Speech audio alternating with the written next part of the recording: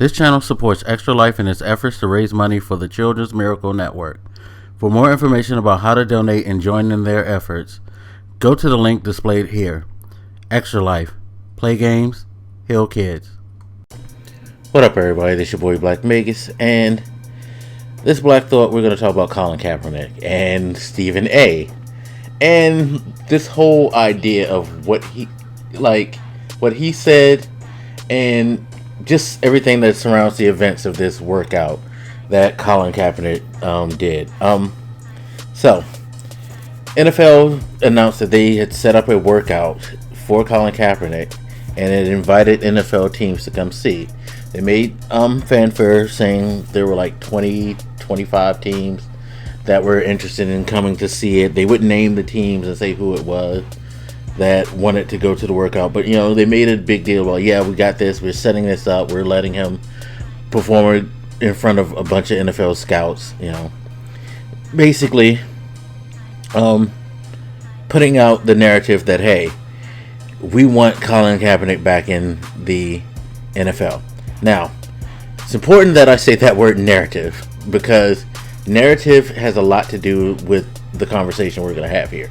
And we'll get to that even more so later. So, as the workout neared, Colin Kaepernick asked that the NFL let the media come in and broadcast footage of his workout and show it to the public. He didn't just want it to be the private workout that they had set up for just the scouts. He wanted people to actually be able to see him perform.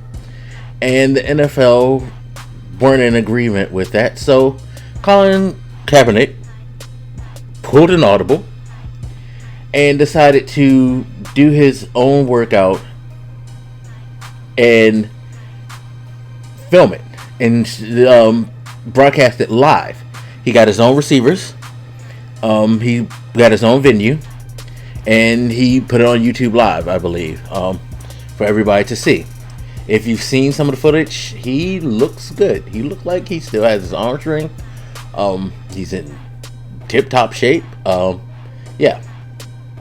Brother look good. Now, where the fire truly started was Stephen A. Stephen A decided to get on Twitter and do one of his live videos, in which he blasted Colin Kaepernick for changing the venue, basically coming with the opinion that Colin Kaepernick has really no interest in being in the NFL. It's just a publicity stunt, was the general gist of his rant, saying that he just cares about controlling the narrative.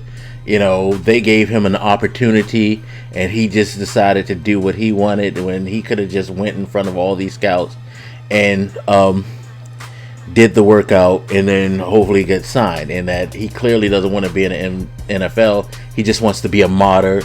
It's not about playing anymore. He just, he basically said Colin Kaepernick doesn't care about anything except for putting out the narrative of being a victim for his cause.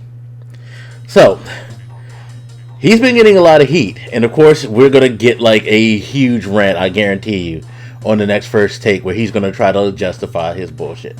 And I say bullshit because, yes, I do totally believe what he's saying is kind of bullshit. Not that I don't think that he has a right to his opinion or that he's completely wrong. That's his opinion. Well, no, take that back.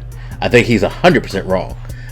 And for several reasons. Not because not because of the reasons some of you do, but just because I don't think that he actually pays attention to what he says sometimes. And if he really thought about what he actually said, he'd realize that his argument is kind of like ass backwards in a way, when you look at the situation from the time that Colin Kaepernick kneeled to this whole workout fiasco.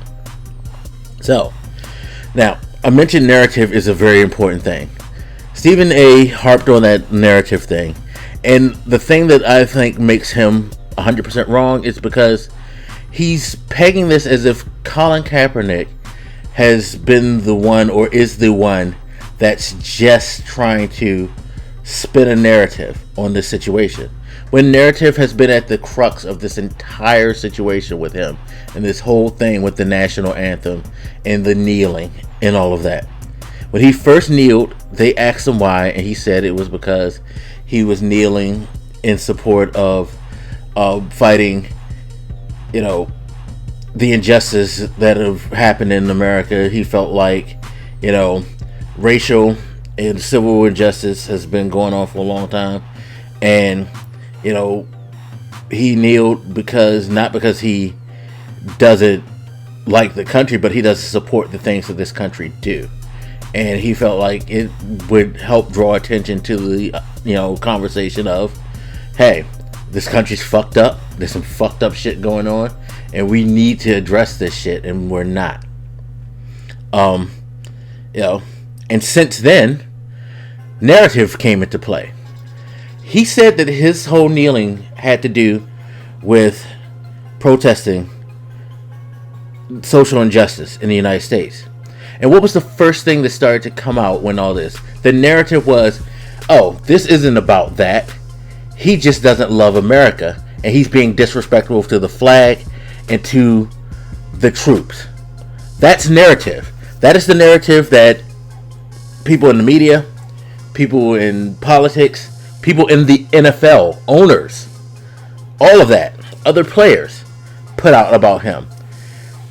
Never mind what he said. He don't like the flag. He don't like the country. He's disrespectful to veterans. Fuck Colin Kaepernick. That's narrative.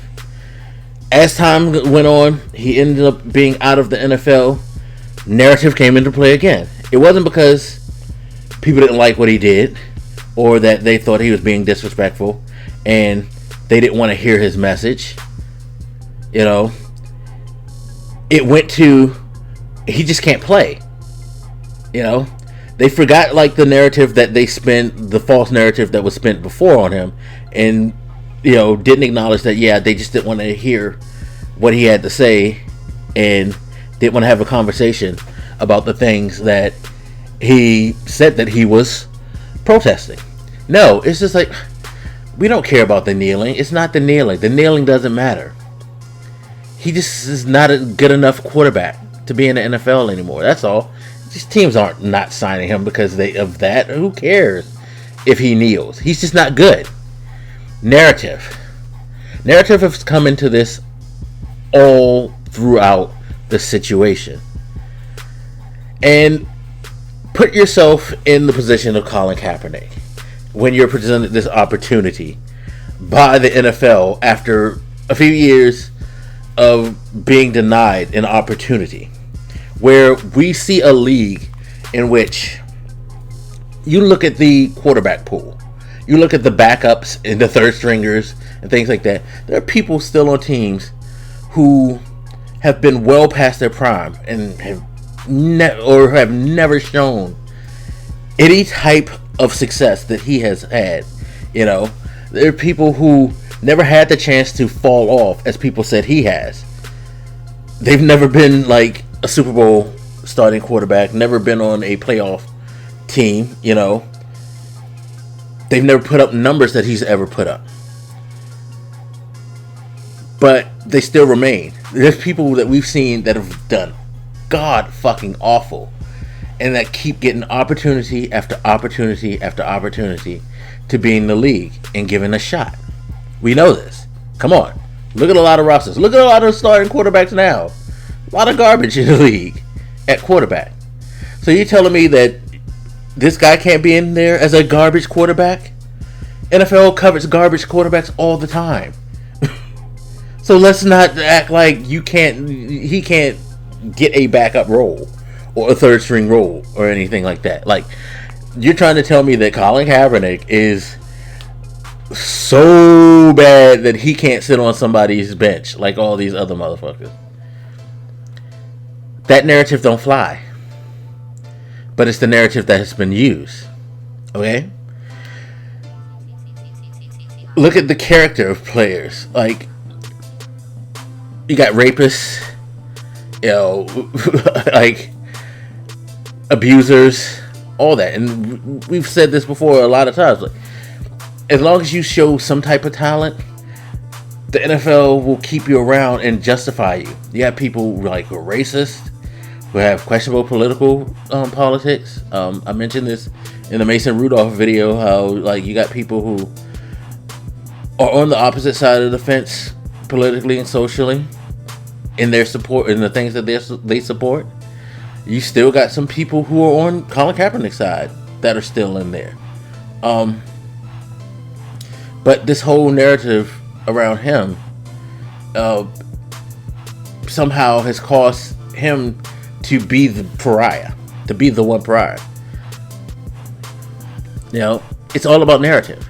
So for him, put yourself in this position, like where narrative has controlled pretty much any opportunity he's ever had to be an NFL player since he made the political social choice that he made, to come out and speak his mind.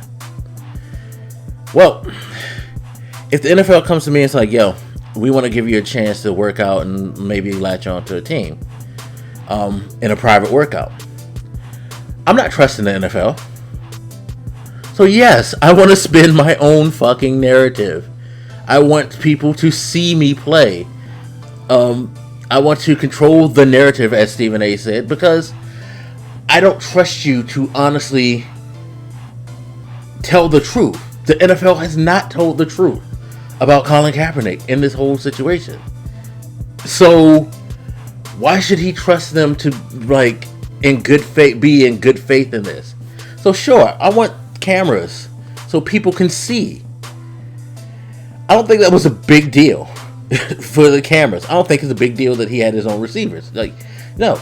He wants to be put in a position that, like, you know, he can maximize his opportunity and also show people. Because if he gets on the field in front of cameras and he's trash, we're not going to sit here and say, oh, well, you know,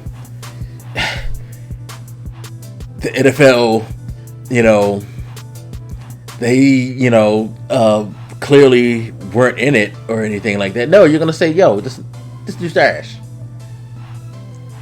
No. But if he performed, then they can't say that he's trash, or they can't hide the fact that you have these teams that said they're interested in him. And, you know, Stephen A. mentioned the whole, like, we wanted to shield teams. Why do you need to shield people? Again, you have god-awful people on rosters at that position. And you have someone who a lot of people felt like had his talent ignored because of his, you know, social, political views. If you're interested in getting a good player, why not? Because again, look at some of the fucking, like, personalities and people's viewpoints that you have sitting on NFL rosters. You're all comfortable. Why is his such an uncomfortable thing to deal with, to where you have to hide your interest in him? Why? As I said with the Mason Rudolph thing and mentioned about Tom Brady, if you do well enough, nobody's going to give a fuck about what you think or how you act, because your talent is going to be all they care about, because your talent is going to benefit the team that they love, the team that they play for. It's going to put money in the wallets of owners, and that's the bottom line. Like, be successful. People don't give a fuck. You can damn near do anything in the world if you are successful and make people happy in that light. Like, he wins the Super Bowl. Y'all, like, they're sure there'll be people who are gonna grumble, but if you're a fan of that team, you're gonna like, yeah, I don't really like them, but hey, we got a Super Bowl. So shut up, because we do it all the time. We do it all the fucking time with things. So no, like, that, I feel like the whole argument Stephen A. was making was weak. And no, I do not think that he is kowtowing to the NFL or that he's shucking and jiving. I think that's just Stephen A.'s opinion, but it does help the narrative of the NFL, because now you have a prominent media personality giving them a justifiable means of saying, well, see, he clearly doesn't care, because he took this guy wanting to get the transparency that he had, along with the opportunity, as him dismissing his opportunity. He took what he said and totally ignored it. Even though there were NFL scouts who were willing to show up, and they showed up to him. I think they said there were 8. But he totally ignored that because he was like, nah, he's not trying. He just don't care. I don't get it. I really don't get it. Like, I don't see how it wasn't so clear to him that, yeah, a guy who's been treated the way he's been treated should want to have some type of security with it. And those media cameras were going to be his security blanket to show that, hey, I'm just trying to prove my point that I'm good. And that me not being in the league wasn't about what y'all was saying about me. And that you clearly were trying to hold me back because you didn't like what I said and how it looked. And it's kind of disappointing that that's how I feel. Now, again, that's his opinion. Hey, it is what it is. But I just find it weird that anybody could say that. Like, I don't know. That's just me. But hey, good for Colin Kaepernick. Hopefully, he will get an opportunity and he'll be able to play. And this whole thing will be kind of put to rest, and we can get some justice to it. Anyway, as always, you guys feel free to hit me up. Let me know what you think, and I'll holler at you later. This your boy Blak, making some out. Deuces.